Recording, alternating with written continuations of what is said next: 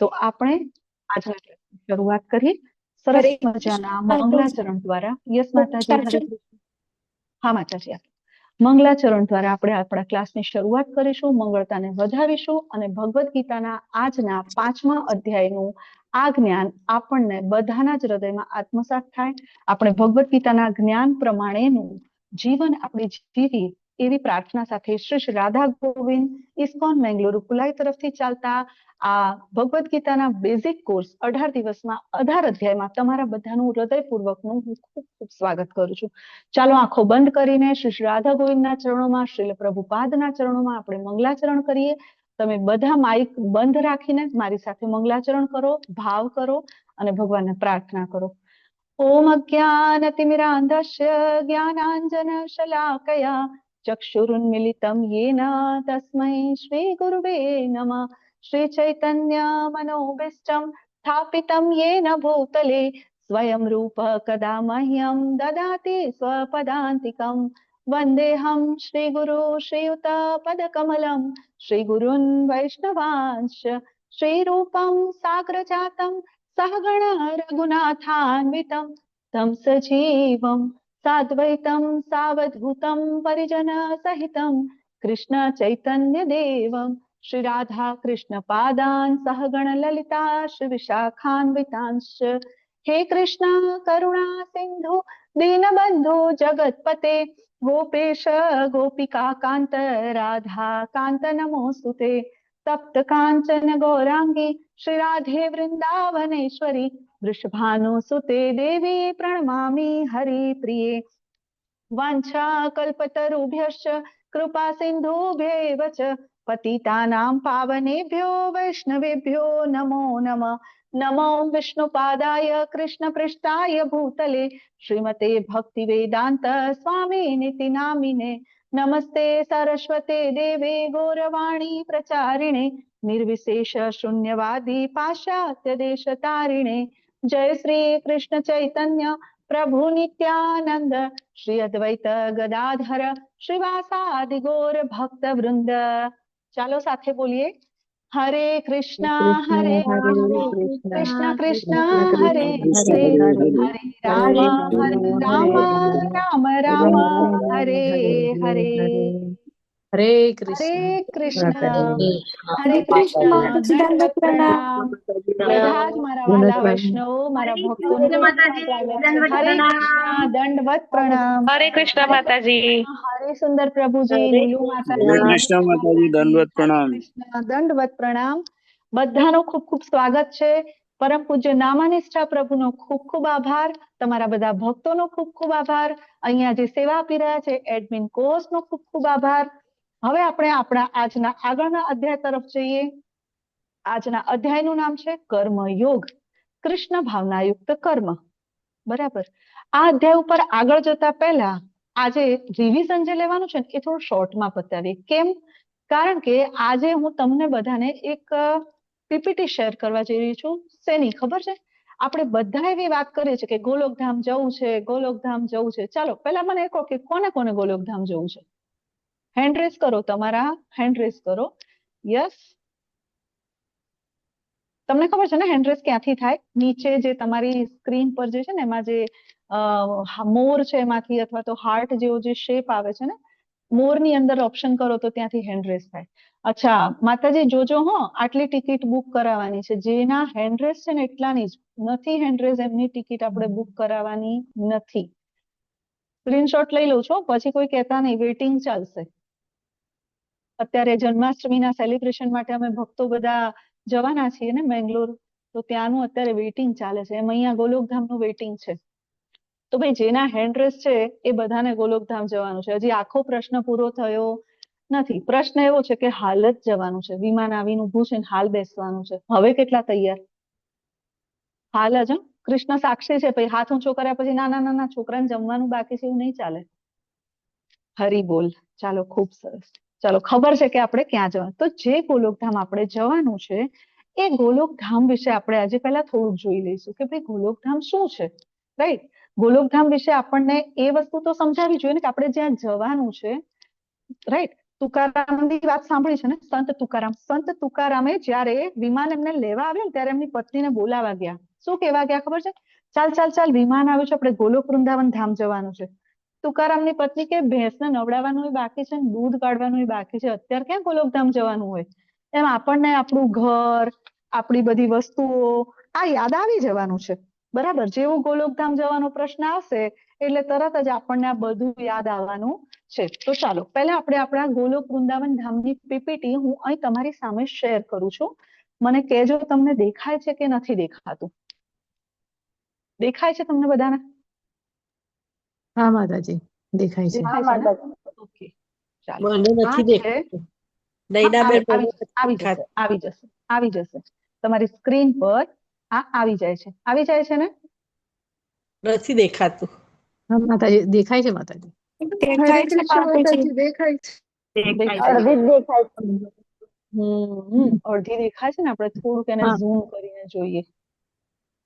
ભલે અડધું દેખાય, એ તો હું તમને અહીંયાથી નીચેથી છે ને એને સ્ક્રોલ કરતી જઈશ તો દેખાશે. ચાલો, તમારી સામે જ આ છે ગોલોક વૃંદાવન ધામ, ભગવાનનું ઓરિજિનલ ધામ, આપણા બધાનું ઓરિજિનલ એડ્રેસ. આપણે બધા અહીંયા પહોંચવાનું છે. આ છે ગોલોક વૃંદાવન ધામ.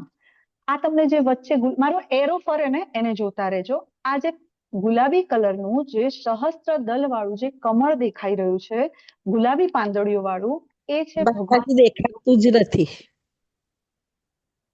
માતાજી, તમે કદાચ પાર્ટિસિપન્ટ વાળી સ્ક્રીન જોવો છો, તમે એને ખસેડો અને બાજુની સ્ક્રીનમાં જાઓ. બધાને દેખાય છે માતાજી. થોડું ઝૂમ કરો. કોઈનો અવાજ, કોઈનું માઇક છે, બંધ કરો. અચ્છા, ચાલો, હવે દેખાય છે? હવે થોડું ક્લિયર દેખાય છે? ઝૂમ થયું? યસ માતાજી, હરે કૃષ્ણ. હા, ચાલો. તો આ જે છે એ ગોલોક વૃંદાવન ધામ છે. હજી થોડું ઝૂમ કરી જોવું જો દેખાય તો. ચાલો, હવે દેખાય છે? હા માતાજી. દેખાય છે ને? યસ. યસ તો અહીંયા આગળ યસ. તો અહીંયા આગળ આ જે ગુલાબી પાંદડીઓ વાળું સહસ્ત્રદલ કમળ દેખાય છે, આ છે ભગવાનનું ગોલોક વૃંદાવન ધામ. જો હું કહું છું ઇસ્કોનના ભક્તો કે છે એટલે માની લેવાની જરૂર નથી, પરંતુ ઇસ્કોનના વિદ્વાન ભક્તોએ ખૂબ જ શાસ્ત્રોના નું જ્ઞાન દ્વારા, શાસ્ત્રોના અભ્યાસ દ્વારા, શાસ્ત્રોમાંથી બધી માહિતી મેળવીને આ ચાર્ટ બનાવ્યો છે, જે ગોલોક ચાર્ટ તરીકે ઓળખાય છે. આ ગોલોક ચાર્ટ, તમે એની બાજુમાં જે થોડુંક બધું લખેલું જે દેખાય છે ને, એ બધા રેફરન્સ છે. પદ્મ પુરાણ, ચૈતન્ય ચરિતામૃત, સ્કંદ પુરાણ, આ બધા શ્લોકો રેફરન્સ સાથે બાજુમાં આપ્યા છે. જ્યારે તમે એને જોશો ઝૂમ કરીને, અથવા તો પ્રિન્ટ એની ઇસ્કોન ટેમ્પલમાંથી મળે અને એને લઈને તમે જોવો તો એની અંદર બધા રેફરન્સ આપેલા છે. તો આ કોઈ કપોળ કલ્પના કે ખાલી હવામાં વાત નથી. ભગવાન અહીંયા નિત્ય નિવાસ કરે છે શ્રીમતી રાધારાણી સાથે, પોતાના ગોપ બાળો સાથે મસ્તી કરે છે, મજા કરે છે, ગાયો ચરાવે છે અને ખૂબ સુંદર વાંસળી વગાડે છે. આ ભગવાનનું મુખ્ય ધામ છે.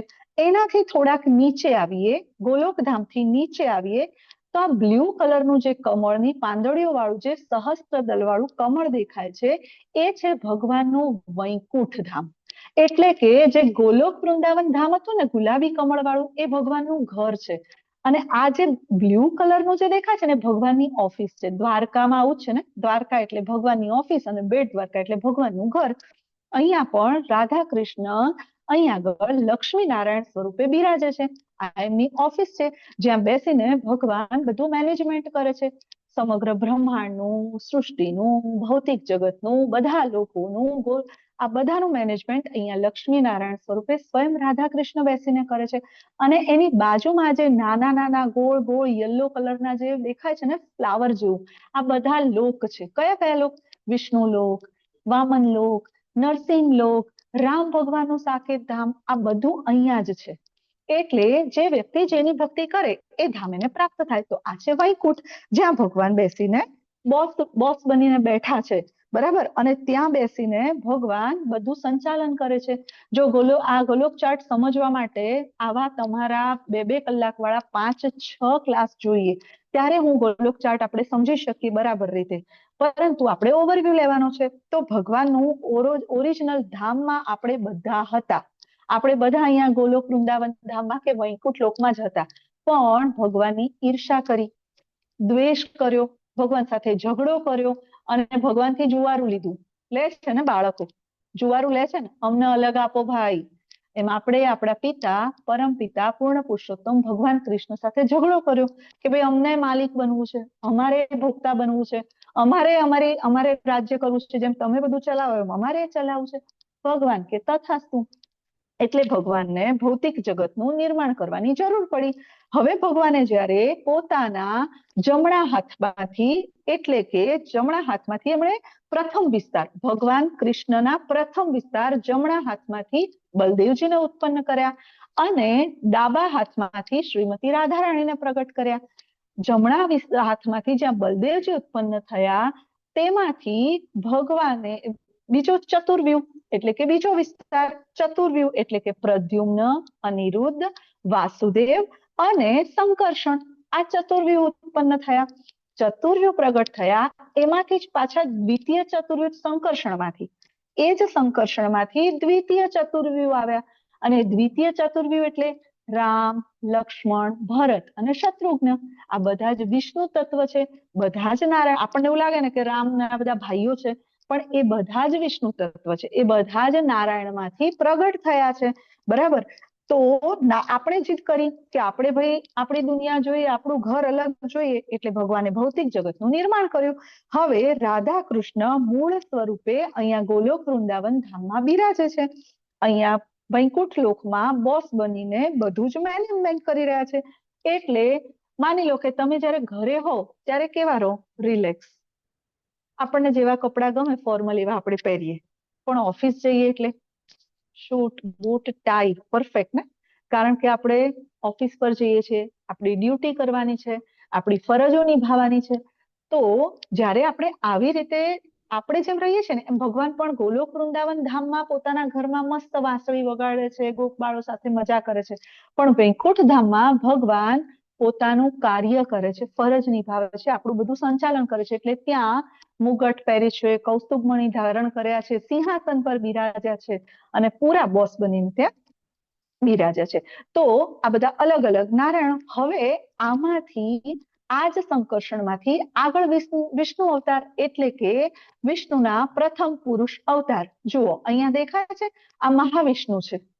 અહીંયા તમને બધાને દેખાય છે, આ સૂતેલા છે મહાવિષ્ણુ, જેમની ચરણ સેવામાં લક્ષ્મીજી નથી. આ મહાવિષ્ણુને કારણોદક્ષાય વિષ્ણુ તરીકે પણ ઓળખવામાં આવે છે.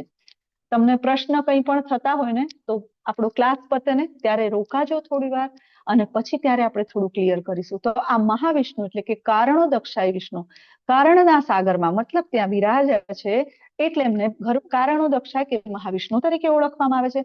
આ મહાવિષ્ણુ જ્યારે શ્વાસ બહાર કાઢે છે એટલે એમના રોમકૂપોમાંથી અનંત બ્રહ્માંડો ઉત્પન્ન થાય છે. આ જેવું આપણું એક બ્રહ્માંડ છે ને એવા અનંત બ્રહ્માંડો. જો એમની આજુબાજુમાં આ બબલ્સ દેખાય છે, ગોલ્ડન ગોલ્ડન કલરના દેખાય છે તમને બધાને? આ ગોલ્ડન કલરના આમ પેલા પરપોટા જાણે ને, યસ, આ બધા બ્રહ્માંડ છે. અને એમાંથી આ એક બબલ્સને થોડો ઝૂમ કર્યો છે જેથી આપણને દેખાય કે બધા બબલ્સ બધા બ્રહ્માંડમાં શું ચાલી રહ્યું છે. તો આ મહાવિષ્ણુમાંથી જ્યારે મહાવિષ્ણુમાંથી આગળના બીજો પુરુષ અવતાર, બીજો વિષ્ણુ પુરુષ અવતાર, તો એ છે ગર્ભોદક્ષાય વિષ્ણુ. આ જે આખું બ્રહ્માંડ છે ને, આ અનંત બ્રહ્માંડ, એમાં અંધારું હોય છે, ટોટલી બધું જ બ્લેક. ત્યારે ભગવાન ગર્ભોદક્ષાય સ્વરૂપ ધારણ કરીને બ્રહ્માંડની અંદર પ્રવેશ કરે છે, બ્રહ્માંડના ગર્ભમાં જાય છે, એટલે એમને ગર્ભોદક્ષાય વિષ્ણુ તરીકે ઓળખાવામાં આવે છે. બધા અંતે તો શું છે? કૃષ્ણ. અંતે તો કૃષ્ણમાંથી વિષ્ણુ ને વિષ્ણુમાંથી મહાવિષ્ણુ ને મહાવિષ્ણુમાંથી ગર્ભોદક્ષાય વિષ્ણુ. બરાબર. એ વિસ્તાર બધા એમના જ છે. ગર્ભોદક્ષાય વિષ્ણુ જ્યારે અંદર ગર્ભમાં, બ્રહ્માંડના ગર્ભમાં પ્રવેશ કરે છે અને ત્યારે તેમના શરીરમાંથી જે પરસેવો નીકળે છે ને, એ પરસેવાથી તે અડધા બ્રહ્માંડને ભરી દે છે પાણીથી. અને એ પાણીથી જે ભરે છે એને કહેવાય છે ગર્ભોદક સમુદ્ર, ગર્ભોદક સાગર. બરાબર. અને એના પર શેષશૈયા પર ભગવાન બિરાજમાન થાય છે. લક્ષ્મીજી એમની ચરણોની સેવા કરે છે અને ભગવાન ગર્ભોદક્ષાયના નાભી કમળમાંથી બ્રહ્માજી પ્રગટ થાય છે. દેખાય છે તમને? આ ભગવાન જે ગર્ભોદક્ષાય વિષ્ણુ જે સૂતા છે ને, એમના નાભી કમળમાંથી આ દાંડી નીકળે છે. આ ગ્રીન કલરની જે પાઇપ જેવું દેખાય છે ને, કમળની દાંડી છે. તો જ્યારે આપણે જીવો અસ્તિત્વમાં આવ્યા ને, એ પહેલા શું અસ્તિત્વમાં આવ્યું ખબર છે? કમળ. એટલા માટે ભગવાનની પૂજા કમળથી થાય છે. એટલા માટે ભગવાનના દરેક અંગને કમળ સાથે સરખાવવામાં આવે છે. ભગવાનના કમળ ચરણ, ભગવાનના કમળ હસ્ત, એટલા માટે. કારણ કે કમળ સૌથી પ્રથમ આવ્યું. અને પછી આ બ્રહ્માંડની અંદર પ્રથમ જીવ એટલે કે બ્રહ્માજી પ્રગટ થયા. બ્રહ્માજી જ્યારે પ્રગટ થયા તો આ જે દાંડી તમને દેખાશે કે આ બધું માતાજી આટલું બધું શું છે? બહુ ઝીણા અક્ષરથી લખેલું છે, પણ એ બધા જ આ 14 લોક છે. 14 લોક જે નિર્માણ થયું ને, ભગવાને ગર્ભોદક્ષાય વિષ્ણુના નાભી કમળમાંથી જે દાંડી નીકળી ને, આ 14 લોક છે. સૌથી ઉપર છે બ્રહ્મલોક, જ્યાં બ્રહ્માજી બિરાજમાન છે. એના પછી તપલોક, જનલોક, મહરલોક, સ્વર્ગલોક, ભૂલોક અને ભુવરલોક. આ ભુવરલોક એટલે પૃથ્વી. ઉપરથી ગણીએ ને તો 7મા માળે પૃથ્વી આવે, 7મા નંબરે. હવે આપણને એવું થાય કે સ્વર્ગલોક સૌથી ઉપર છે, તો ના, સ્વર્ગલોક આપણાથી 2 માળ ઉપર છે. સૌથી ઉપર શું છે? બ્રહ્મલોક, અથવા તો એને સત્યલોક પણ કહેવાય છે, જ્યાં બ્રહ્માજી છે. તો આ બધા જ લોકોનું નિર્માણ થઈ ગયું. હવે જ્યારે ભગવાન મહાવિષ્ણુ રમાદેવી પર દ્રષ્ટિપાત કરે છે, ત્યારે શિવ અને શક્તિ, જો અહીંયા આગળ જે આ છે ને, આ વ્હાઈટ કલરનો ભાગ દેખાય છે ને, એ શું છે ખબર છે? બ્રહ્મ છે. બ્રહ્મ છે. આ શું છે? બ્રહ્મ, તેજ. બરાબર? તો જે બ્રહ્મની ઉપાસના કરે ને, એ અહીંયા આવીને અટકી જાય. બ્રહ્મની ઉપાસના કરતા આપણે ઘણા જોયા છે ને, જ્યોતિ સ્વરૂપ બ્રહ્મની ઉપાસના કરે તો એ ભગવત ધામ પહોંચી શકતા નથી, ભૌતિક જગતથી બહાર નીકળે, પણ અહીંયા આવીને અટકી જાય. હવે જ્યારે ભગવાન મહાવિષ્ણુ રમાદેવી પર દ્રષ્ટિપાત કરે છે, ત્યારે શિવ અને શક્તિ આ બંનેના મિલનથી જીવ અસ્તિત્વમાં આવે છે. એટલે કે જીવોની સ્થાપના થાય છે. બધા જીવ તત્વો ભૌતિક જગતની અંદર સ્થાપિત થાય છે. આ બધા લોક જે બતાવ્યા ને 14 લોકમાં, એમાં સ્થાપિત થઈ જાય છે. જેના કર્મ ખરાબ છે નિમ્ન યોનિમાં, નીચેના લોકમાં, જેના કર્મો ખૂબ સારા છે ઉપરના લોકમાં, આપણા જેવા છે બધા પૃથ્વી લોકમાં. આવી રીતે અહીંયા 24 લાખ, જે 84 લાખ યોનિની વાત છે ને, એ બધી યોનિઓમાં જીવ અહીંયા સ્થાપિત થાય છે. પરંતુ હજી તેમનામાં ચેતના નથી. હજી તેમનામાં ચેતના નથી. કેમ? કારણ કે હજી તો ખાલી સ્થાપિત થયા છે. ચેતના ક્યારે આવશે? જ્યારે બધા જ કણમાં, બધા જ જીવમાં આ ગર્ભોદક્ષાય વિષ્ણુમાંથી ક્ષીરોદક્ષાય વિષ્ણુ, ત્રીજો પુરુષ અવતાર, વિષ્ણુ ભગવાનનો ત્રીજો પુરુષ અવતાર એટલે કે ક્ષીરોદક્ષાય વિષ્ણુ, જે આપણા હૃદયમાં પરમાત્મા રૂપે રહે છે, એ જ્યારે પ્રવેશ કરે ને, જીવના આત્માની અંદર, જીવાત્માની અંદર પરમાત્મા પ્રવેશ કરે છે.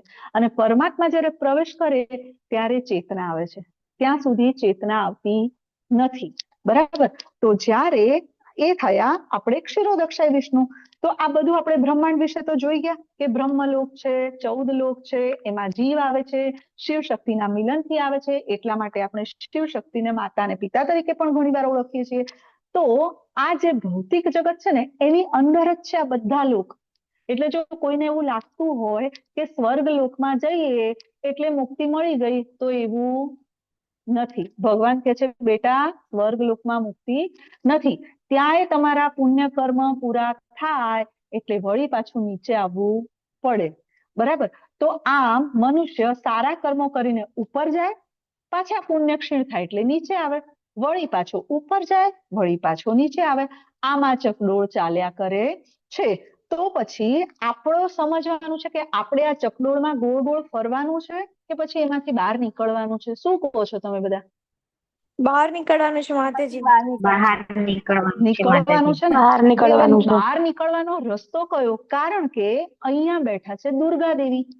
જો આપણને બધાને ખબર છે કે બ્રહ્માજી શું કહે છે ખબર છે? બ્રહ્માજી બ્રહ્મ સંહિતાની અંદર કહે છે, શું કહે છે? કે ભગવાનના ગોલોક ધામથી નીચે વૈકુંઠ ધામ છે, એનાથી નીચે શિવજી અને માતા દુર્ગા દેવીનું ધામ છે.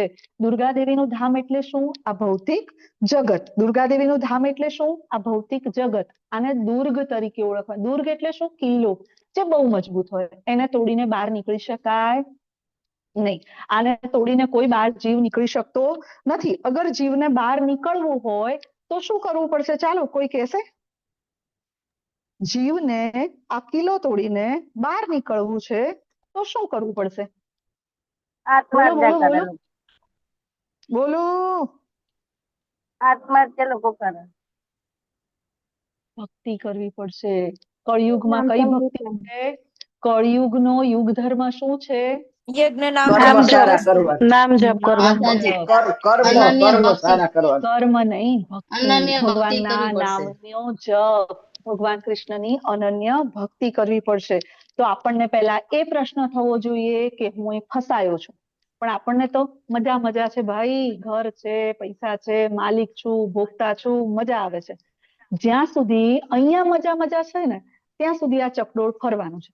જ્યારે ખબર પડશે કે ભાઈ અહીંથી બહાર નીકળવાનું છે, એના માટે પ્રયત્ન કરવો પડશે ને મારે ક્યાં જવાનું છે, ત્યારે ઓરિજિનલ વસ્તુ ચાલુ થશે ને ત્યારે ભગવાનના નામનો આશ્રય લઈને આ ભૌતિક જગતમાંથી આપણે બહાર નીકળીશું. હવે કયું દોરડું મળશે ખબર છે? હરે કૃષ્ણ કૃષ્ણ કૃષ્ણ હરે હરે, હરે રામ રામ રામ હરે હરે.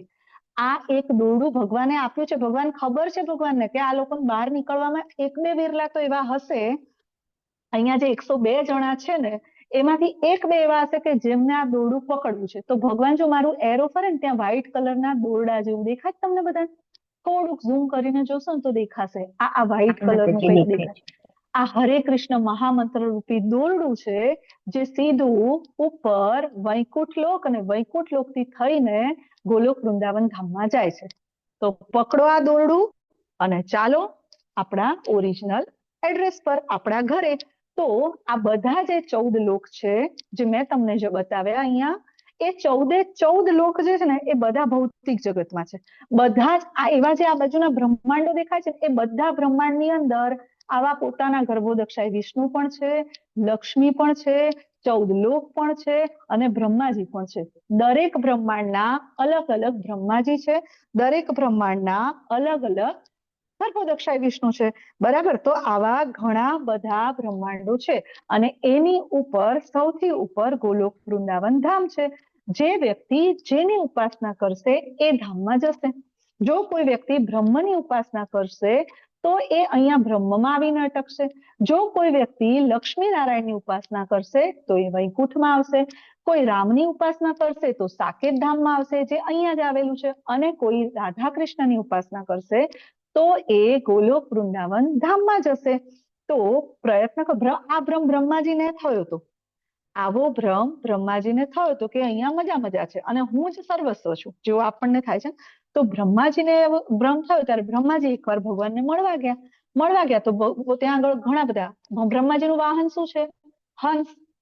જેવા ભગવાનના ધામમાં પહોંચે છે તો બહાર બહુ બધા હંસ પાર્ક થયેલા હતા. જેવા આપણા એક્ટિવા અને બાઇક ને કાર પાર્કિંગ કેવા પેક હોય છે, એમ ત્યાંય ભગવાનના ત્યાં પાર્કિંગ ફૂલ બધું જ પેક.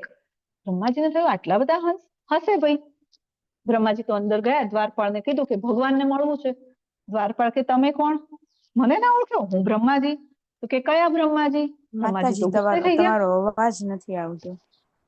મારો અવાજ ઓછો પડે છે? આવે છે માતાજી,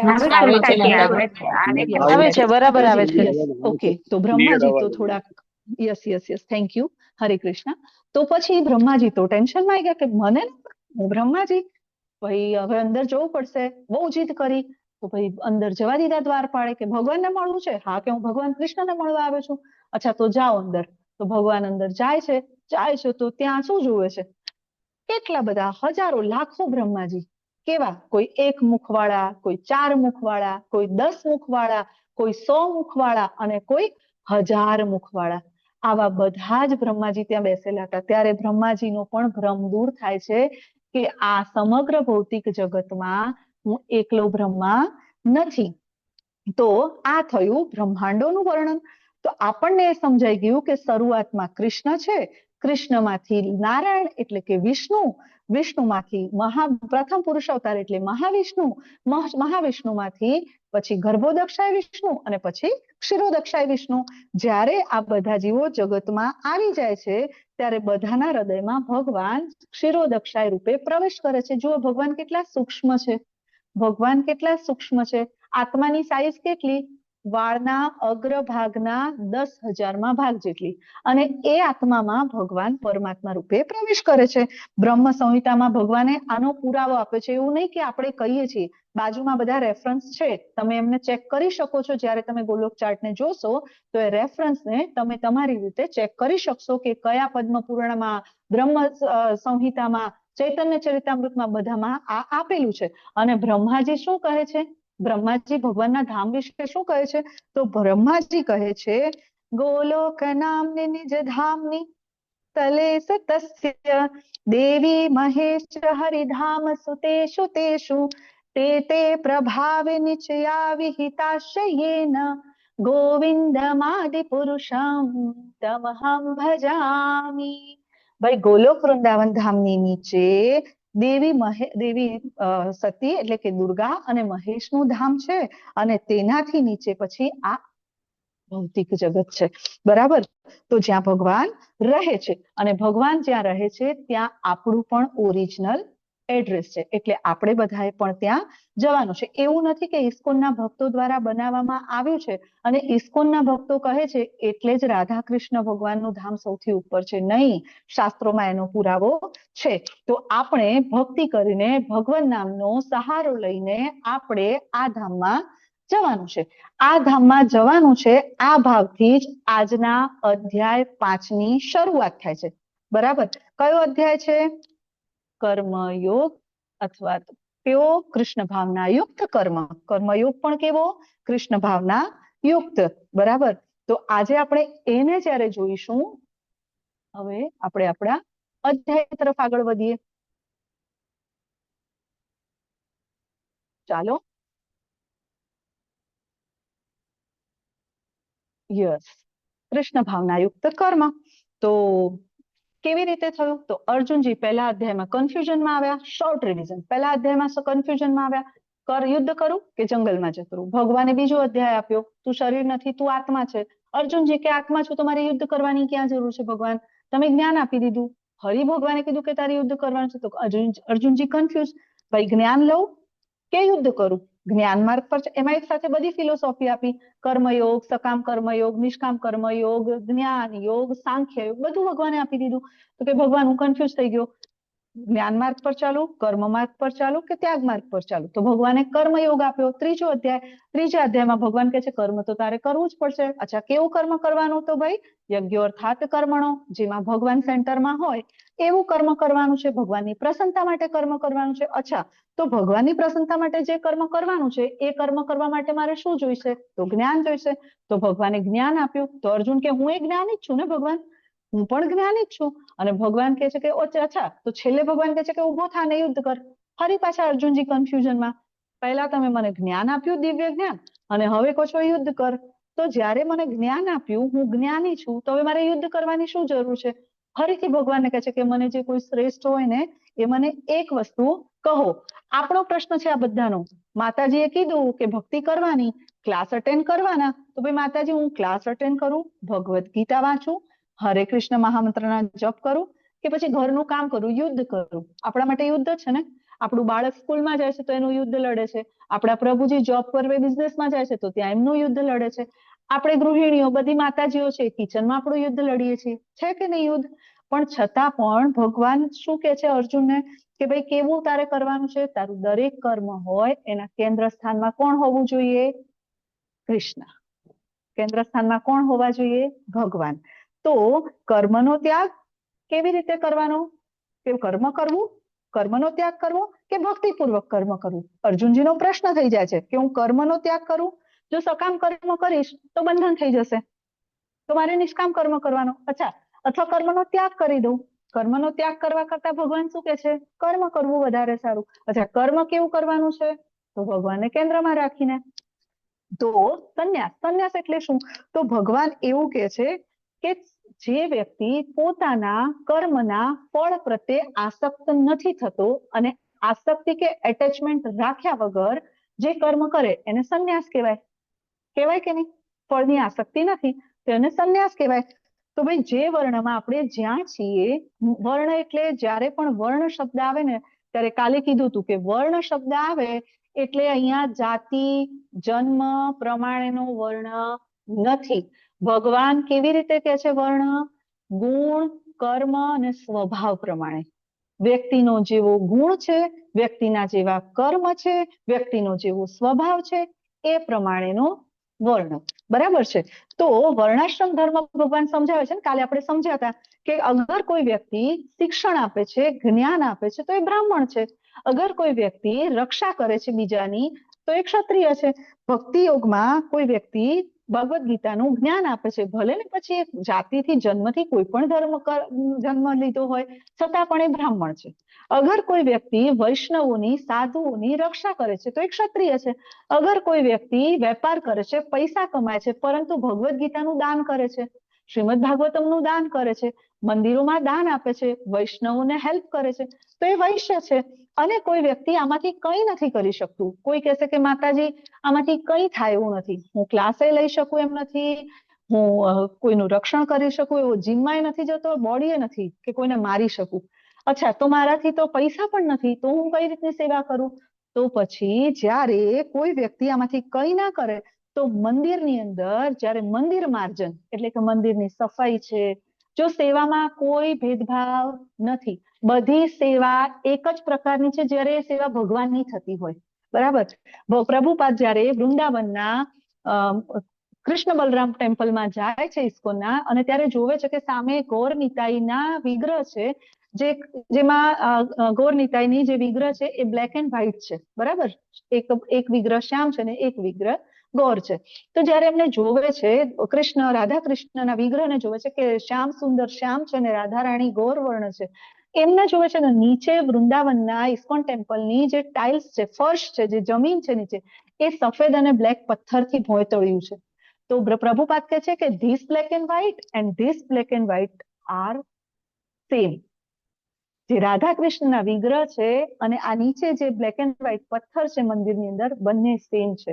મતલબ કે વિગ્રહની સેવા કરો કે તમે મંદિર માર્જન કરો, ભગવાનની દ્રષ્ટિએ બધી જ સેવાઓ સમાન છે. કોઈ વ્યક્તિ વિગ્રહની સેવા કરે છે અને કોઈ વ્યક્તિ વૈષ્ણવોના ચપ્પલની સેવા, ચપ્પલ ગૂંથવે છે. ભાવ શું હોવો જોઈએ? અલ્ટિમેટ ભાવ શું હોવો જોઈએ? ભાવ હોવો જોઈએ સેવા, ભાવ છે સેવાનો. તો હવે અર્જુનની જે મૂંઝવણ હતી ને કે આપણો પણ એ જ ભાવ છે કે ભાઈ હું શું કરું? તો આપણે કાલે જેમ જોયું વર્ણાશ્રમ પ્રમાણે કે તમે જ્યારે સેવા કરો છો ત્યારે ભગવાન જાતિ કે ધર્મ જોતા નથી, તમારો સેવાનો ભાવ જોવે છે. તો આ પ્રશ્ન આપણા બધા માટે છે કે હરિના જે આપણે કળિયુગ માટે ઉત્તમ હરિનામ સંકીર્તન, જેના દ્વારા આપણે આ જગતમાંથી બહાર નીકળવાનું છે ને, આપણે બધાએ નીકળવું છે. તો આસક્તિ વગર જ્યારે, આજના અધ્યાયનું નામ શું છે? કર્મયોગ, કૃષ્ણ ભાવના યુક્ત કર્મ, અથવા તો મોટા ભાગની ભગવદ ગીતામાં એનું નામ છે કર્મ સંન્યાસ યોગ. એટલે કે આસક્તિ કે સ્વાર્થ વગર જે પણ કાર્ય કરે એને શું કહેવાય? કર્મ સંન્યાસ. એવું કર્મ જે હોય જેની અંદર આપણી આસક્તિ નથી, કર્મમાં પોતાનો કોઈ સ્વાર્થ નથી, એવા કર્મને, જેમ કે સાધુ સંતો, જેમ કે પ્રભુપાદ. બરાબર? સાધુ સંતો શું કરે છે?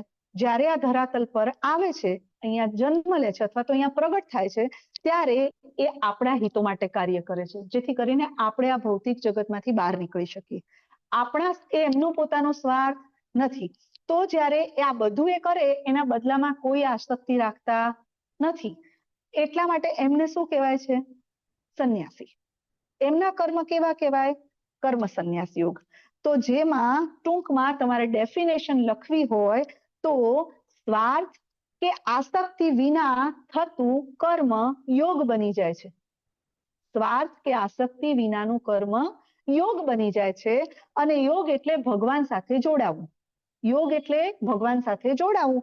અને જ્યારે આપણું કર્મ સ્વાર્થ કે આસક્તિ વગરનું હોય અને ભગવાન સાથે જોડાતું હોય ત્યારે એને કહેવાય કર્મ સંન્યાસ યોગ અથવા કૃષ્ણ ભાવના યુક્ત કર્મયોગ, જે આપણો આજનો અધ્યાય છે.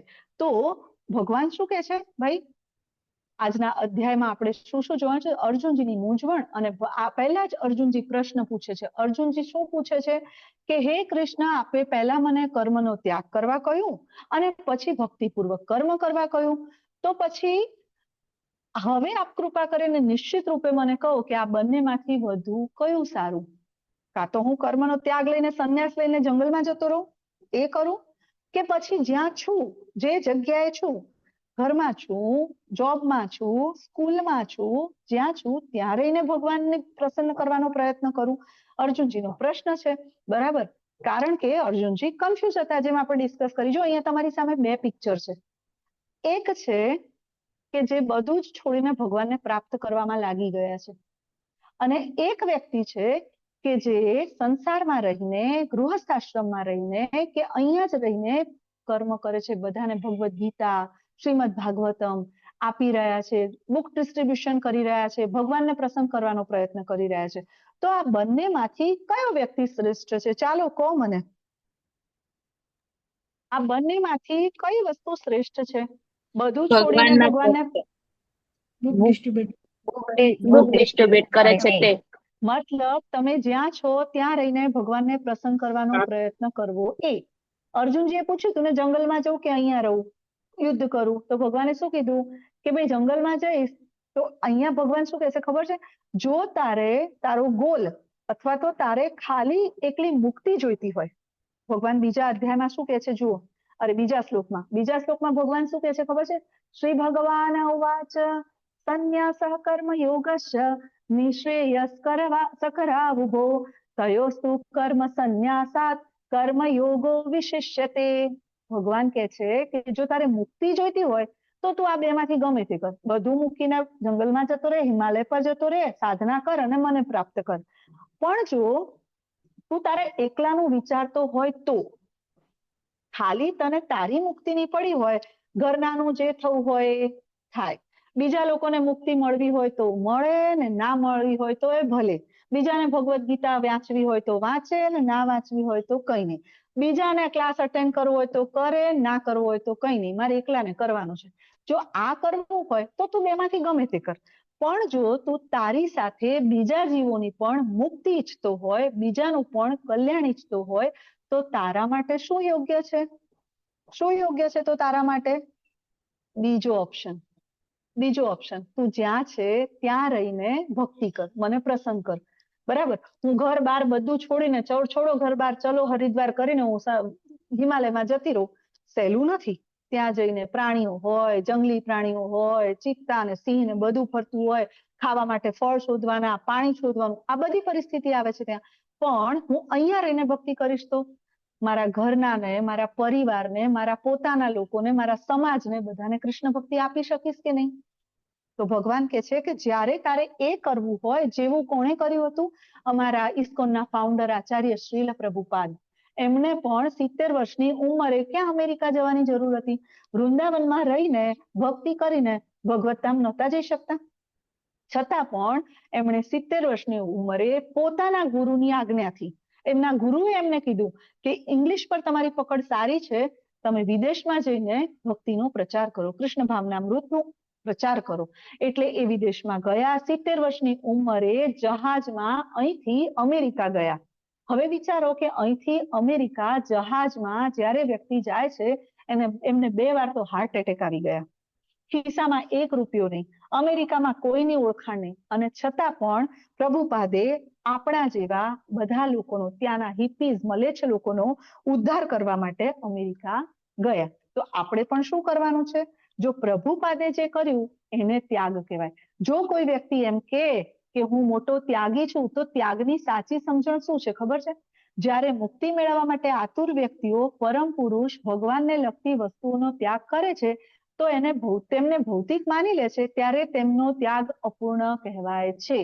મતલબ બધું છોડીને જંગલમાં જતો રહે, ઘર છોડી દે, પરિવાર છોડી દે, એની પોતાના નિયત કર્તવ્યો છોડી દે, આ બધું છોડીને જંગલમાં જતો રહે, તો એ ત્યાગ અપૂર્ણ કહેવાય.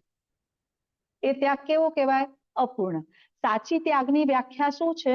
તો ભાઈ કર્મ અને કર્મયોગનો તફાવત આપણે ભણ્યા કે નહીં ભણ્યા? ત્રીજા અધ્યાયમાં કર્મ અને કર્મયોગ વચ્ચેનો તફાવત. હા માતાજી. આપણા સ્વાર્થ માટે શાસ્ત્રો પ્રમાણેના જે કાર્ય કરીએ એ કર્મ, પરંતુ ભગવાનની પ્રસન્નતા માટે ભગવાનને કેન્દ્ર સ્થાને રાખીને જે કાર્ય કરવામાં આવે તે કર્મયોગ. બરાબર? તો આ આપણે જ્યારે શીખ્યા, તો હવે સાચા ત્યાગી કોણ છે ખબર છે? એ ઉંમરે 70 વર્ષની ઉંમરે દાદા પ્રભુપાદ, અમારા શીલ પ્રભુપાદ 25 જણના લોકોનું માટે ભોજન બનાવતા હતા. કેમ? કારણ કે એ ભોજન બનાવ્યા પછી ભગવાનને ભોગ લગાડીને બધા એ ભોજનને ગ્રહણ કરે તો એમની ચેતના શુદ્ધ થાય અને ભક્તિમાં આવે.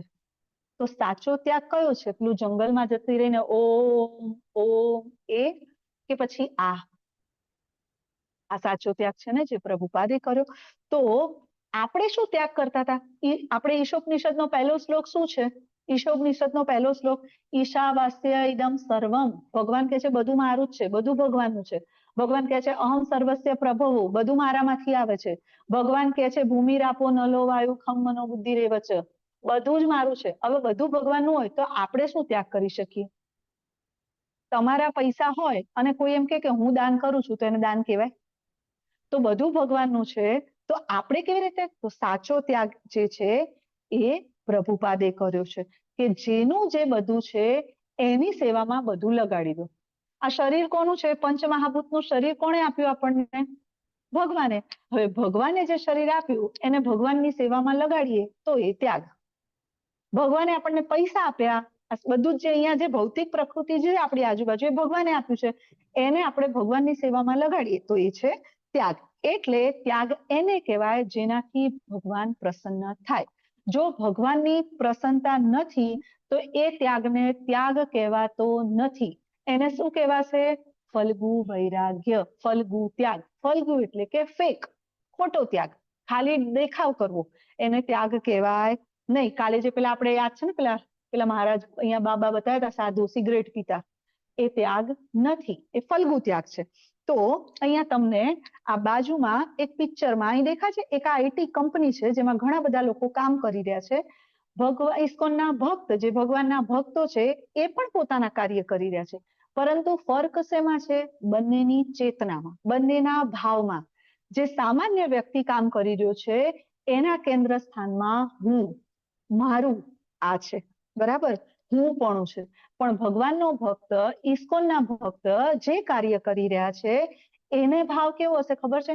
ભગવાને મને આ શરીર આપ્યું છે એમની સેવા માટે, આ શરીરનો નિર્વાહ કરવાનો છે, એ શરીરના નિર્વાહ માટે મને પરિવાર પણ આપ્યો છે સાથે, એમને પણ મારે ભક્તિમાં લેવાના છે. તો જ્યારે અમે બધા સ્વસ્થ હોઈશું ત્યારે ભગવાનની ભક્તિ કરી શકીશું અને એમાંથી જ ભગવાનની સેવા કરી શકીશું. તો આ ભાવ હોય છે ભક્તોનો. આટલો ફરક હોય છે આપણા સામાન્ય લોકોમાં અને ભગવાનના ભક્તોમાં. તો હવે મારો તમને બધાને પ્રશ્ન છે કે શું માનવ સેવા એ જ માધવ સેવા છે? આ બંને સમાન છે? સમજો હો, આ અત્યારનો સળગતો પ્રશ્ન છે. ઘણા બધા લોકો આ રસ્તા પર બેનરો લઈ લઈને નીકળી પડ્યા છે કે ભાઈ જન સેવા એ જ પ્રભુ સેવા. ગરીબોને ખવડાવો, ધાબળા ઉઢાડો, લોકોને દાન કરો, જરૂરિયાત વાળા લોકોને મદદ કરો, ભક્તિ કરવાની જરૂર નથી, તમે આ કરો એટલે એમાં ભગવાન ખુશ. તો શું સાચી વસ્તુ છે? તમે બધા શું કહો છો? ના માતાજી, ના માતાજી. માતાજી. માનવ સેવા માધવ સેવા નથી. ભગવાનની સેવા કરવી એ અલગ છે. ભગવાનને ભોગ ધરાવો ને અને માનવની સેવા કરવી એ અલગ વસ્તુ છે. તો એટલે આપણે માનવ આજે સેવા માનવ સેવા માધવ સેવા નથી. હરી બોલ ફૂલ માતાજી. સ્ક્રીન ખૂબ કરજો સરસ. ને. હરી હરી બોલ માતાજી, ખૂબ હરે સરસ. કૃષ્ણ માતાજી, ફૂલ સ્ક્રીન કરજો ને. હા, યસ માતાજી, સોરી. ટેકનોલોજીમાં થોડી વીક છું, ક્ષમા કરજો. મને જરા ટેકનોલોજીથી ડર લાગે છે. ચાલો, ભક્તો સામે હોય એટલે બેસી જઈએ છીએ, બાકી ટેકનોલોજીને હાથ અડાડવું ગમતું નથી. તો કેટલાક લોકો આવું બધું કહે છે, પણ ભગવાન પોતે ભગવદ્ ગીતામાં કહે છે, શું કહે છે? મન મના ભવ મદ ભક્તો મધ્યાજી મામ નમસ્કુરુ. તારું મન મને આપ. તું મારામાં મન પરો, મને નમસ્કાર કર, મારી ભક્તિ કર. ભગવાન મારી ભક્તિ કરવાનું કે છે. 9મા અધ્યાયમાં ભગવાન કહેશે, શું કહેશે? યત કરોષિ યદશ્નાનિ યજ્જુહોષિ તદાયત.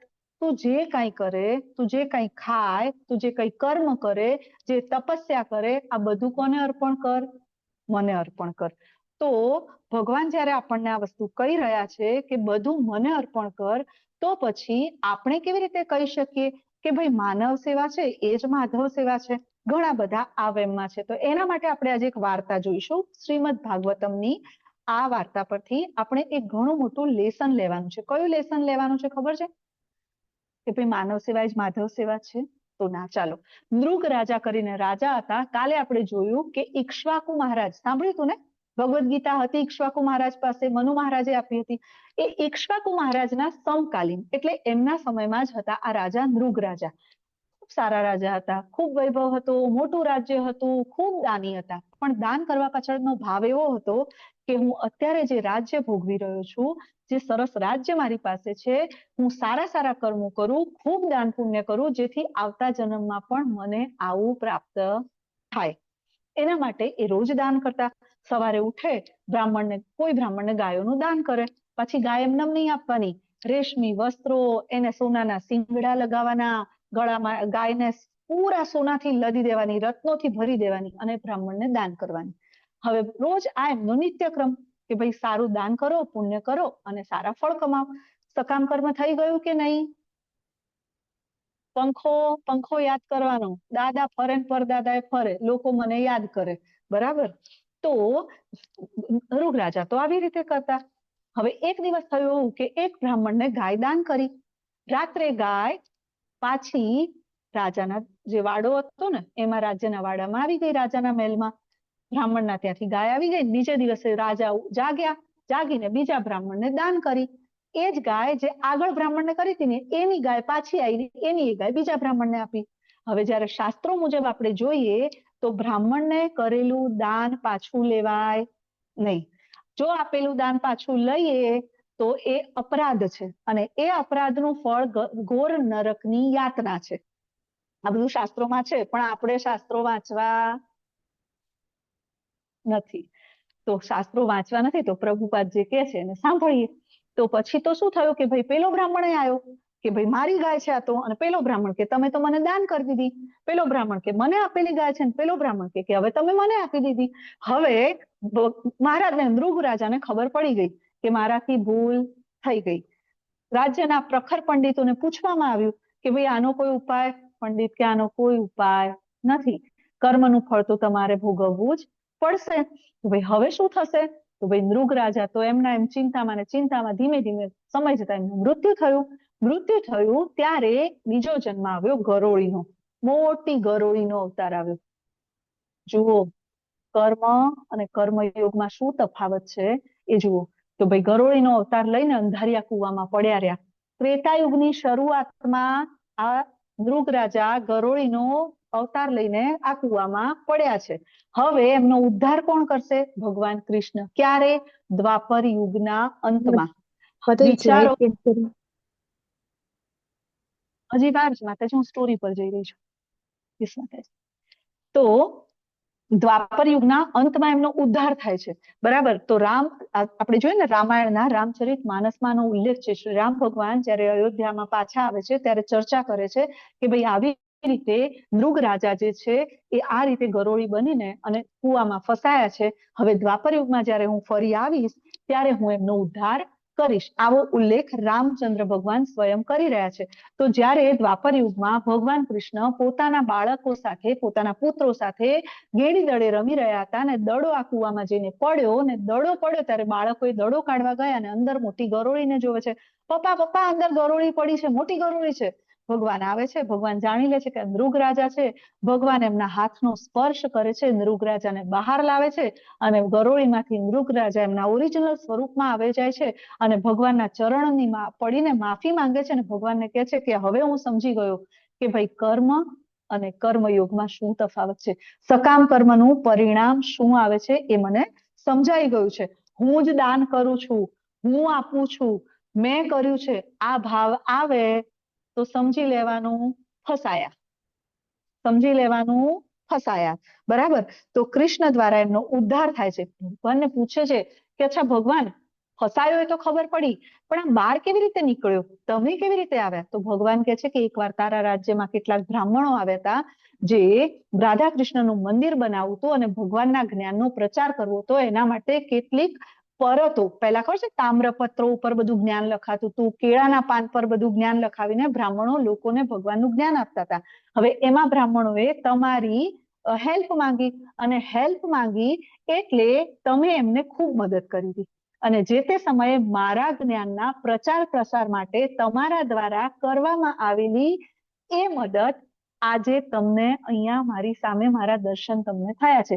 કારણ કે બ્રાહ્મણોએ તમને ખૂબ આશીર્વાદ આપ્યા હતા જ્યારે તમને એને મદદ કરી ને ત્યારે. તો આ રીતે ભગવાનના જ્ઞાનનો, ભગવાનના નામનો જો કોઈ પ્રચાર પ્રસાર કરે છે તો ભગવાન સ્વયં એને દર્શન આપે છે. શ્રીમદ ભાગવતમમાં આ કથાનો ઉલ્લેખ છે. તો એક કર્મ એવું હતું જેમાં રાજા ફસાઈ ગયા, અને એક કર્મ એવું થયું જેના દ્વારા એમને ભગવત પ્રાપ્તિ થઈ. ભગવાનના દર્શન થાય એને ભગવત પ્રાપ્તિ થાય કે ના થાય? સિમ્પલ, એમાં કોઈ ડાઉટ નથી. તો આના પરથી આપણે સમજવાનું કે માનવ સેવા એ માધવ સેવા નથી. તો ભગવાન આગળ શું કે છે? ભગવાન કર્મયોગ કે કર્મ સંન્યાસ યોગ, આમાંથી શું શ્રેષ્ઠ? ભાઈ કર્મયોગ કે કર્મ સંન્યાસ યોગ, આ બેમાંથી શું શ્રેષ્ઠ? તો ભગવાન શું કે છે? જે મનુષ્ય કર્મ ફળનો તિરસ્કાર, ન તો તિરસ્કાર કરે છે, ન તો કર્મફળની ઈચ્છા કરે છે, જે નિત્ય સંન્યાસી જાણવું. મતલબ કર્મફળનો તિરસ્કાર ના કરવો અને કર્મફળનો આશા પણ ના રાખવી. આ બંને વસ્તુ ઉદાહરણ આપીને સમજાવું, તમને વધારે સમજાશે. તો આવો મનુષ્ય સર્વ દ્વંદ્વોથી રહિત થઈને ભૌતિક બંધનને સહજમાં પાર કરી જાય છે. આવા વ્યક્તિને કોઈ પણ બંધન લાગતું નથી. બરાબર. તો આપણે જોઈએ કે પ્રભુપાદને લઈએ તો પ્રભુપાદને જ્યારે 35 વર્ષ, જ્યારે ઝાંસીમાં એમણે 1953માં ઇસ્કોનની સ્થાપના કરી હતી. ઇસ્કોનની જ્યારે સ્થાપના કરી 30-35 વર્ષ અહીંયા ઇન્ડિયામાં પ્રયત્ન કર્યો, સફળતા મળી નહીં. ખુલ્લા પગે અમારા આચાર્ય દિલ્હીની સડકો પર ફર્યા, back to Godhead magazine લોકોને આપતા ફરતા કે લોકોને કૃષ્ણ ભક્તિ મળે, ભાગવતમ વાંચો, ભગવદ ગીતા વાંચો, આના પ્રચાર કરવા માટે. ઘણીવાર તો ડિહાઇડ્રેશન થઈ જાય, ચક્કર આવી જાય અને અમારા પ્રભુપાદ જમીન પર પડી જાય, છતાં પણ એ નિરાશ થયા નહીં, નાસીપાસ થયા નહીં. ગુરુની આજ્ઞા લઈને, ગુરુની આજ્ઞાથી અમેરિકા ગયા. ત્યાં આગળ એમણે કૃષ્ણ ભક્તિનો પ્રચાર કર્યો. 108 કરતા પણ વધારે ઇસ્કોન મંદિરો બનાવ્યા અને 10,000 કરતા પણ વધારે શિષ્યો બનાવ્યા. અને આટલું કરવા છતાં પણ એ અભિમાનથી છક્યા નહીં, કારણ કે બધું કોનું હતું? કૃષ્ણનું. કોના માટે કર્યું? કૃષ્ણનું. તો ભાઈ જ્યારે કોઈ એમને રિસ્પોન્સ ના મળ્યો તો એ નિરાશ પણ ના થયા, અને મળ્યું ફળ તો એનાથી અભિમાનમાં પણ ના આવ્યા. આને કહેવાય ફળનો તિરસ્કાર પણ ન કરવો અને ફળ પ્રત્યે આસક્તિ પણ ના રાખવી, કે ફળની ઈચ્છા પણ ન કરવી. તો આવા વ્યક્તિને ભગવાન શું કહે છે? આવા વ્યક્તિને ભગવાન કહે છે કે આ કર્મ સંન્યાસી છે, જે કર્મ યોગ કરતા પણ વધારે છે. બરાબર. તો ઇસ્કોન વાળા તમે જુઓ, કોઈ પણ બધા હશે ને તો કોઈ એવું નહીં કે આ પ્રભુપાદ વાળા છે, આ હરે કૃષ્ણ વાળા છે. આપણે ક્યાંક જઈએ ને, તિલક જોવે, કંઠી જોવે તો પૂછે તમે હરે કૃષ્ણ વાળા છો? કોઈ એવું નહીં પૂછે તમે પ્રભુપાદ વાળા છો. ના, કારણ કે સેન્ટરમાં શું હતું? રાધા કૃષ્ણ હતા. તો કર્મફળનો તિરસ્કાર પણ ન કરવો અને કર્મફળની ઈચ્છા પણ ન કરવી. આ આપણા એક ભક્ત છે, શ્રેષ્ઠ ભક્ત, આપણા ગોસ્વામી છે હરિદાસ ઠાકુર. રોજની 192 માળા કરતા હતા. 192 એટલે ઓલમોસ્ટ 23.5 કલાક થાય. એક મંત્ર બોલતા, એક માળા કરતા 7 મિનિટ લાગે. એવી 192 માળા રોજની કરતા હતા. મુસલમાન કુટુંબમાં, મલેચ્છ કુટુંબમાં એમનો જન્મ થયો હતો. પોતે જન્મથી મુસલમાન હતા. ભગવાન પ્રત્યે ભક્તિ અને પ્રેમ અને આસક્તિ જાગી, ભગવાન પ્રત્યેની ભક્તિ જાગી. રોજ 192 માળા કરે. એમના જ સમાજના કેટલાક વિધર્મી મુસલમાન લોકોએ એમની ભક્તિમાંથી એમનું પતન કરાવવા માટે એમને ભર બજારમાં કોરડા માર્યા, એમના પર ઘણી યાતનાઓ કરી. છેવટે કંઈ ના શક્ય બન્યું તોય ભગવાન હરિદાસ ઠાકુરના મુખ પર તો હરે કૃષ્ણ કૃષ્ણ કૃષ્ણ હરે હરે, હરે રામ રામ રામ હરે હરે, આ ચાલતું જ રહ્યું. એટલે છેવટે થાકીને માયાદેવીને મોકલ્યા. કોને? એક સુંદર વેશ્યાને. હવે આ ગણિકા, આ વેશ્યા જયારે હરિદાસ ઠાકુર પાસે જાય છે અને કહે છે કે મને તમારી સાથે સહવાસની ઈચ્છા છે. હરિદાસ ઠાકુર કહે છે કે થોડી વાર બેસો ને દેવી, હું મારી માળા પૂરી કરી લઉં. આખી રાત માળા ચાલે છે અને વેશ્યા કંટાળીને ત્યાંથી ગણિકા જતી રહે છે. બીજે દિવસે આવે છે ફરી એનું એ, ત્રીજે દિવસે આવે છે ફરી એવું એ. આવું વારંવાર ચાલતું રહ્યું અને છેલ્લે અંતે એવું થયું કે એમના સંપર્કથી, એમના સંગથી એ ગણિકા પણ ભક્ત બની ગઈ અને એ પણ ભગવાનના નામની માળા કરીને એને પણ એનો ઉદ્ધાર કર્યો. હવે આગળ ભગવાન શું કે છે? ભગવાન એમ કે છે કે ભગવદ માતાજી સ્લાઇડ નથી ફરતી, એની છે માધવ સેવા વાળી સ્લાઇડ. શેર નથી થઈ. હા, શેર તો છે પણ ચેન્જ નથી થઈ. હા હા, ઓકે. હવે નથી થઈ માતાજી. હા, નથી થઈ. ઈ જ છે માનવ સેવા, એ જ વાળી માધવ સેવા. ઓકે ઓકે, ચેન્જ નથી મારું થઈ. ધ્યાન દોરો, મારું ધ્યાન દોરો. હા, એટલે મેં ત્યારે હા કીધું હતું. માતાજી હા, કીધું તો, Sorry, પણ માતાજી તમે કીધું હતું કે હું આવું. સોરી. રેડી થઈ માતાજી, થઈ થઈ હવે. ગયું ને? ચાલો, હા. હા. ક્ષમા કરજો. થેન્ક યુ માતાજી. તો આગળના શ્લોકમાં ભગવાન શું કે છે કે ભગવાન સાથેનું જોડાણ ન હોય અને જો તે સંન્યાસ લઈ લે, ભગવાન સાથે જોડાયો ના હોય, મતલબ ભગવાન પ્રત્યે પ્રેમ નથી, ભગવાન પ્રત્યે આસ્થા નથી, ભગવાનની ભક્તિ કરવી નથી અને ઘર બાર છોડીને જંગલમાં જતો રહે, તો શું થાય? તો અંતે એને દુઃખ જ પ્રાપ્ત થાય. આ શ્લોકમાં ભગવાન શું કે છે જુઓ, અયોગતઃ. અયોગતઃ એટલે શું? કે ભગવાન સાથેની કોઈ જોડાણ નથી. યોગ એટલે જોડાવું અને અયોગ એટલે કે જોડાણ નથી. તો પછી એ વ્યક્તિ શેનાથી કંટાળ્યો હોય? ઘર બાર, કંકાસ, કલેશ, ગરીબી અને ઘણા તો ક્રાઇમ કરી કરીને દાઢી વધારીને જતા રહ્યા હોય. હવે આવા વ્યક્તિ જ્યારે સંન્યાસી બની જાય અને ભગવાનની તો કંઈ ખબર નથી, તો શું થાય? અંતે એમને ગાંજો ફૂંકે, ચરસ પીવે, નશો કરે અને આને સંન્યાસ કહેવાય નહીં. તો ભગવાનનો ભક્ત હોય ને એ આત્મારામ હોય. આત્મારામ એટલે શું? જેને પોતાની અંદર આનંદ પ્રાપ્ત થાય છે, જેને આનંદ શોધવા માટે બહાર જવું પડતું નથી, જેને અંતરાત્મામાં આનંદ મેળવે છે, હરિનામ લેવામાં એને આનંદ મળે છે. પ્રભુપાદ જેવા ભક્ત, હરિદાસ ઠાકુર જેવા ભક્ત, તો એને આપણે બધા ગૃહસ્થ છીએ ને, આપણે આનંદ લેવા માટે પિક્ચર જોવા જવું પડે. 1 મહિનો થયો હોટલમાં લઈ ગયા છો, 1 મહિનો થયો પિક્ચર જોવા લઈ ગયા છો, શોપિંગ તો કરાય જ નથી. આપણને આ ભૌતિક વિષયોમાં આપણને આનંદ મળે છે, પરંતુ ભગવાનના ભક્તોને ફક્ત ભગવાનના ભક્તો સાથે એટલે કે વૈષ્ણવ સંઘ દ્વારા અથવા તો ભગવાનની ભક્તિમાં આનંદ પ્રાપ્ત થાય છે. નરસિંહ મહેતા હતા કે નહીં ગૃહસ્થ?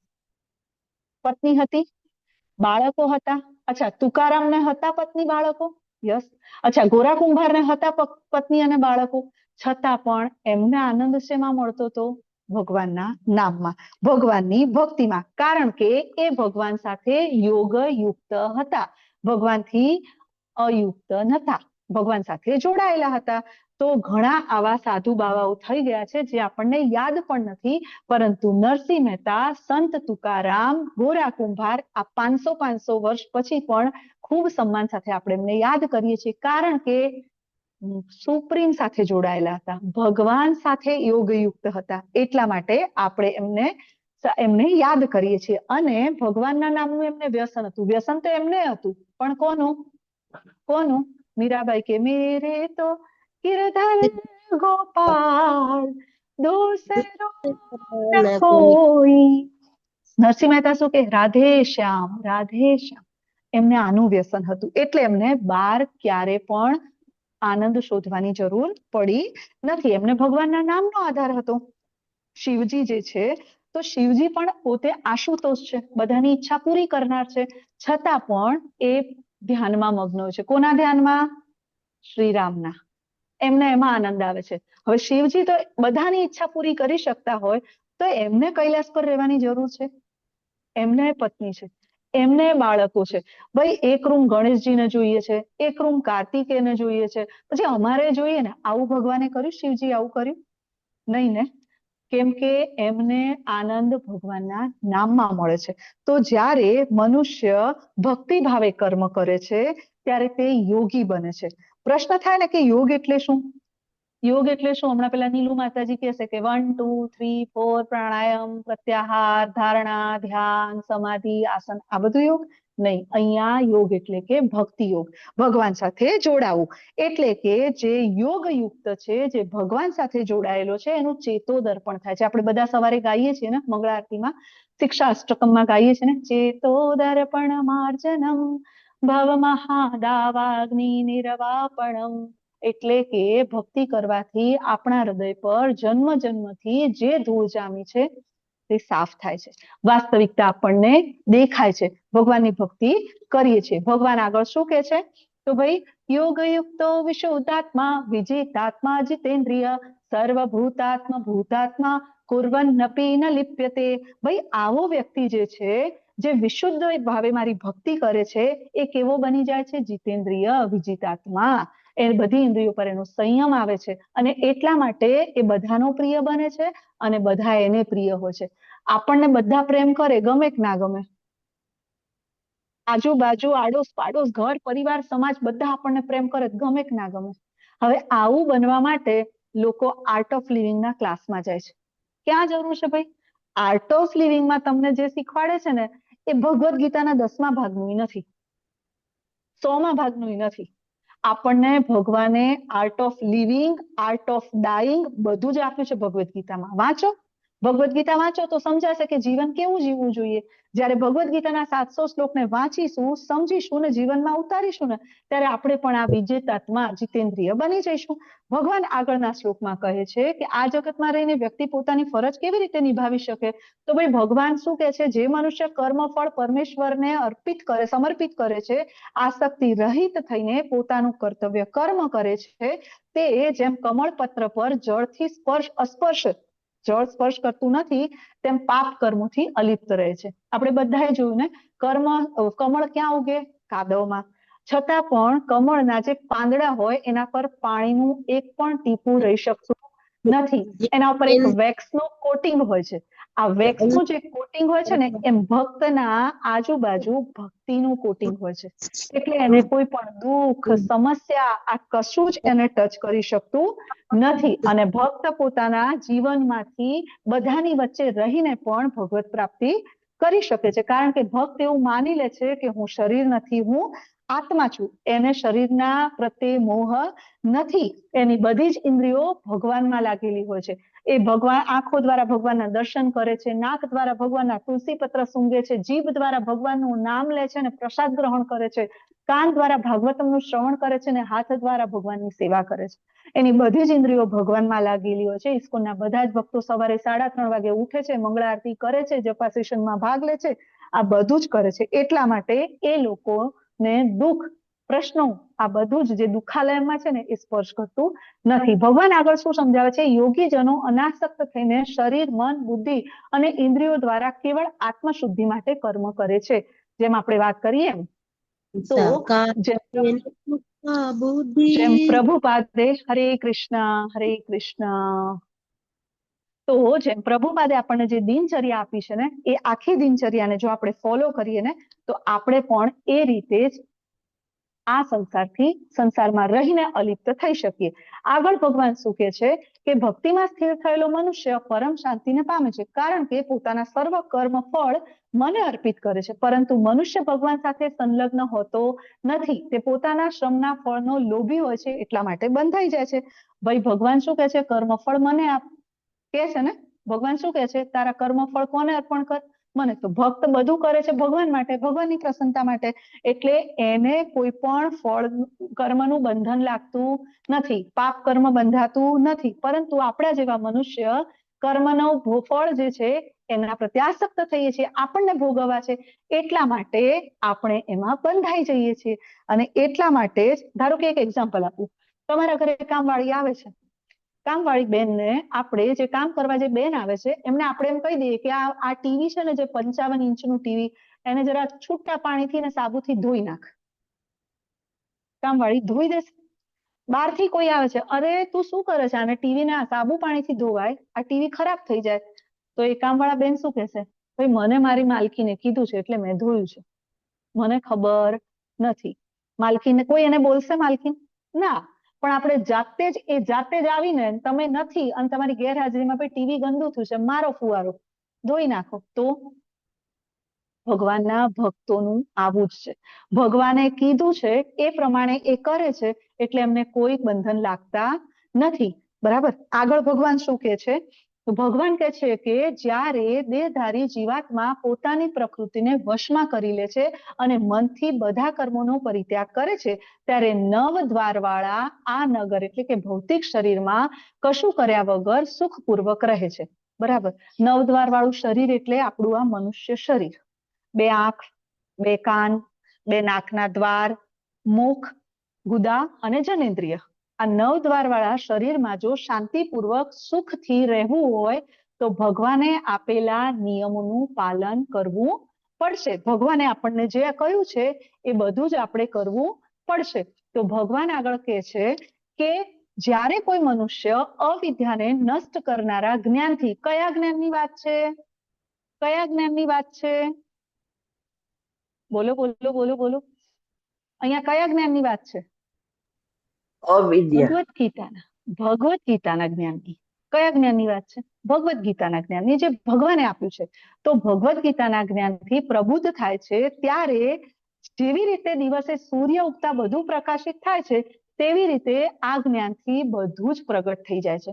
એટલે કે જ્યારે ભગવદ ગીતાનું જ્ઞાન મનુષ્ય પ્રાપ્ત કરે છે, એટલે એના હૃદયમાં રહેલો અજ્ઞાન રૂપી અંધકાર છે એ એવી રીતે દૂર થઈ જાય છે જાણે સવારે સૂર્ય ઉગે ને બધું દેખાવા લાગે.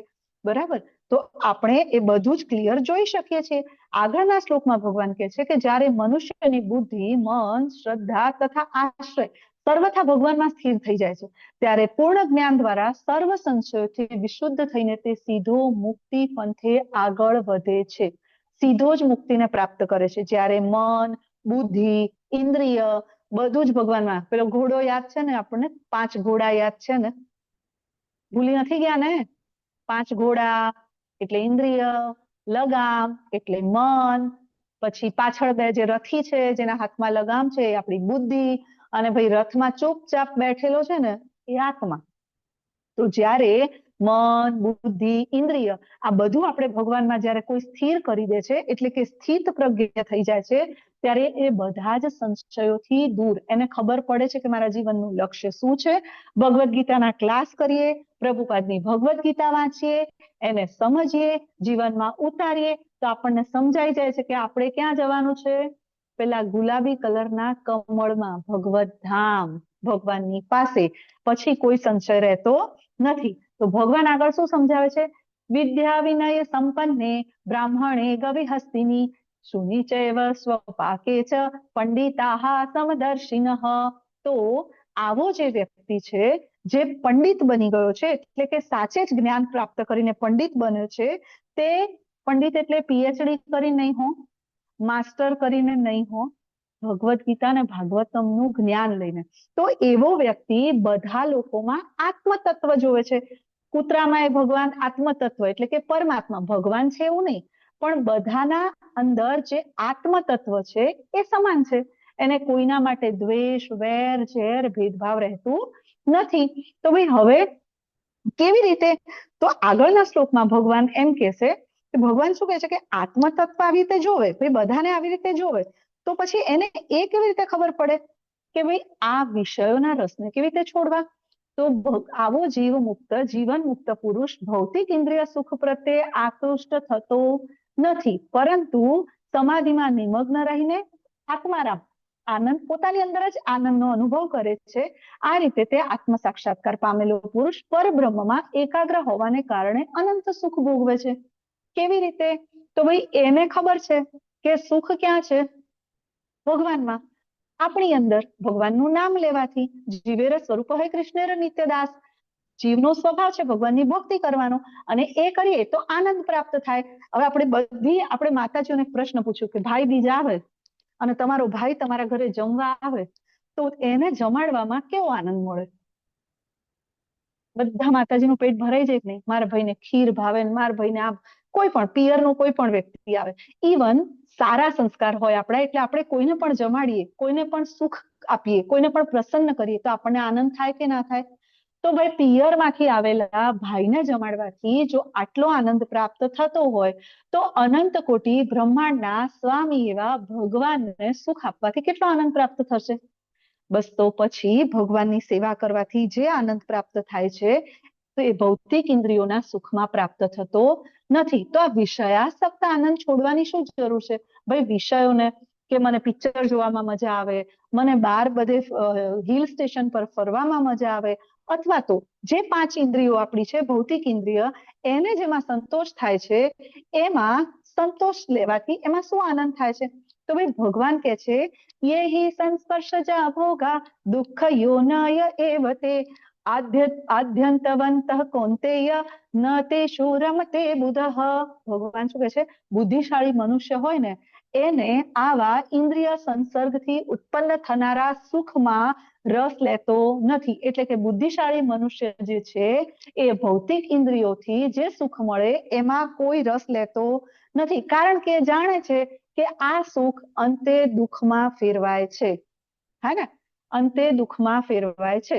બરાબર. ધારો કે ભાવના માતાજી મારા ઘરે આવ્યા, મને ખબર છે કે ભાવના માતાજીને ગુલાબજાંબુ ભાવે છે.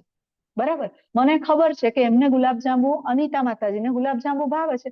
હું એમના માટે ગુલાબજાંબુ બનાવીશ. આવશે એવું એમને ગુલાબજાંબુ ખવડાવીશ. અનિતા માતાજી વાહ વાહ વાહ. બીજું ખાશે, અરે વાહ બહુ મજા આવી. અચ્છા ત્રીજું ખાશે, બહુ સરસ બન્યા છે. 4, 5, 6, 7 માતાજી બસ, અરે ના ના તમને બહુ ભાવે છે. 11, 12, 13, 14 પછી અનિતા માતાજીને સુઈ જવું પડશે. બસ માતાજી બસ કરો, આટલા ગુલાબજાંબુ ખાઈને હું બીમાર પડી ગઈ. એમ જે ભૌતિક સુખ આપણને શરૂઆતમાં અત્યંત સુખવાળા, આનંદવાળા કે મીઠા લાગે છે એ અંતે શું થઈ જાય છે? દુઃખના કારણ. એટલે બુદ્ધિશાળી મનુષ્ય આવા સુખમાં આનંદ અનુભવતો નથી. કેવા બની જાય છે સુખ? જાણે અગ્નિ પ્રત્યે પેલું જે ફૂદા અથવા જીવાત આકર્ષાય અને અંતે બળી જાય. એવી જ રીતે હરણ ઝાડીમાં ફસાઈ જાય, ભમરો કમળ પ્રત્યે આકર્ષાય અને પછી એમાં હંમેશા માટે પુરાઈ જાય. એવી જ રીતે માછલી કાંટામાં ને હાથી ખાડામાં ભરાઈ જાય છે, એમ ઇન્દ્રિય સુખમાં મનુષ્ય પણ આવી જ રીતે ભરાઈ જાય છે. જો એવું ના હોત, પૈસાથી જ જો સુખ મળતું હોત તો એમેઝોનના માલિક, એપલના માલિક એમને દુઃખ હોતા નહીં. અંબાણીના ઘરે એવું ના વિચારવું પડ્યું હોત કે ભાઈ પ્રાણીઓની સેવા કરો તો તમારી હેલ્થ સારી રહેશે. આવું થતું નહીં. ભાઈ એમેઝોનના જે સ્ટીવ જોબના પત્ની જે છે, સ્ટીવ જોબના પત્ની કુંભ મેળામાં આવીને સનાતન ધર્મમાં દીક્ષા લીધી હોત નહીં. જો પૈસાથી જ સુખ અને આનંદ પ્રાપ્ત થતું હોત તો એમને દીક્ષા લેવાની જરૂર નથી. તો ભગવાન જે છે એ ભોગતા છે. ભગવાન ભોગતા છે, આપણે એ સ્વીકારતા નથી. આપણને માલિક બનવું છે, આપણે એન્જોયર બનવું છે, આપણે બધું કરવું છે. તો ભગવાન શું કહે છે? જો વર્તમાન શરીરનો ત્યાગ કરતા પહેલા કોઈ મનુષ્ય ભૌતિક ઇન્દ્રિયોના આવેગને સહન કરી લે, એને રોકી લે, વાસના અને ક્રોધને રોકી લે, તો તે યોગી છે અને આ જગતમાં સુખી થાય છે. મન કે ઇન્દ્રિય કે મારે તો પીઝા બર્ગર ખાવા છે અને આપણે રોકી લઈએ કે એ ખાવાની વસ્તુ નથી, ભગવાનને ભોગ લગાડ્યો છે, સાત્વિક ભોજન ખાવા જેવું છે. આ કરી શકે જો કોઈ વ્યક્તિ, ઇન્દ્રિયને વશમાં કરી શકે, વાસના અને ક્રોધ પર કંટ્રોલ કરી શકે, તો એ યોગી બનીને સુખને પ્રાપ્ત કરે છે. અને છેલ્લે ભગવાન શું આપે છે? શાંતિ સૂત્ર. બહુ મહત્વનો શ્લોક છે, આને બહુ ધ્યાનથી સાંભળો અને જીવનમાં એપ્લાય કરવું જોઈએ. ભગવાન કહે છે ભોક્તારમ યજ્ઞ તપસામ સર્વલોક મહેશ્વરમ સૂર્યદ સર્વભૂતાનામ જ્ઞાત્વા મામ શાંતિ મૃચ્છતિ. એટલે કે ભોક્તા કોણ છે? ભગવાન. આપણે જે ત્યાંથી જુવારું લઈને આવ્યા છીએ ને અહીંયા આગળ માલિક બનવા માટે, ભગવાનથી જુવારું લઈને આવે છે ને. જ્યારે દીકરો ઘરમાંથી મા બાપ પાસેથી છૂટું લઈને ઘર જુદું કરીને ઘરેથી બહાર નીકળે પછી સમજાય, અલ્યા ઘર ખર્ચ કામ નીકળે છે, અરે બાપરે ઘર આવી રીતે ચાલે છે, મમ્મી આટલું કામ કરી લેતા હતા, મને તો ખબર જ નહોતી. હવે છોકરો કોણ રાખશે, ઘર કામ કોણ કરશે, એમ ખબર પડી છે ને કેટલા વિશે 100 થાય. એમ આપણને પણ ખબર પડી જવી જોઈએ કે આપણે ભગવાનથી અહીંયા આવ્યા છીએ પણ આપણે ભોગતા નથી. પરમ ભોગતા કોણ છે? સ્વયં શ્રી કૃષ્ણ. સર્વલોક મહેશ્વરમ, બધા જ ઈશ્વરના ઈશ્વર, બધા જ લોકના સ્વામી ભગવાન કૃષ્ણ છે. અને બધાના જ હૃદયમાં જે પરમાત્મા સ્વરૂપે રહેલા છે ને એ આપણા ચૈત્ય ગુરુ મિત્ર સ્વરૂપે રહ્યા છે, જે હંમેશા આપણા શુભેચ્છક છે. આપણને કહે છે અંદરથી આ કામ ના કરાય હો, આ ખોટું છે હો. આપણને જે જ્ઞાન આપે છે, જે માર્ગદર્શન આપે છે, એ જ એ જ કૃષ્ણ છે જે આપણા હૃદયમાં પરમાત્મા. એટલે કે આપણા બધાના હૃદયમાં રહેલા પરમાત્મા અને કૃષ્ણ આ બંનેમાં કોઈ તફાવત નથી. ગોલોક વૃંદાવન ધામમાં રહેલા કૃષ્ણ અને આપણા હૃદયમાં રહેલા પરમાત્મા આ બંને એક જ છે. પણ આપણે દુઃખી કેમ છીએ? કારણ કે આપણે ભોગતા બનવું છે. આપણે ઈર્ષા કરીને અહીંયા આવ્યા છીએ, એટલા માટે આપણે બધા દુઃખી છીએ. ભગવાન બધાને બધું આપી જ દે છે. માનવ સેવા એ માધવ સેવા નથી. કીડીને કણ ને હાથીને મણ ભગવાન આપે જ છે.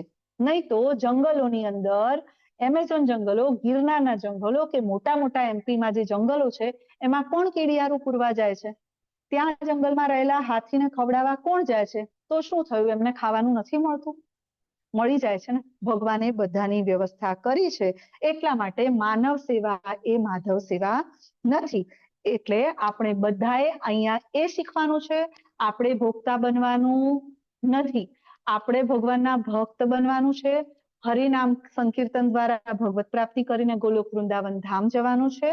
અને ભગવાનની ભક્તિ કર્યા વગર એ શક્ય નથી. ભગવાનની ભક્તિ કર્યા વગર એ શક્ય નથી. તો અહીંયા હું આજના અધ્યાયને વિરામ આપું છું. વાંછા કલ્પતરુભ્યશ્ચ કૃપા સિંધુભ્યેવ ચ પતિતાનામ પાવનેભ્યો વૈષ્ણવેભ્યો નમો નમઃ.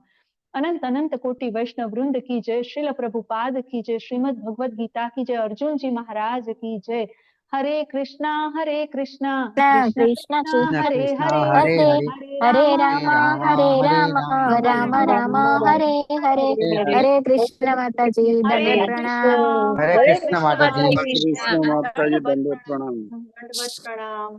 હરે કૃષ્ણ, દંડવત પ્રણામ.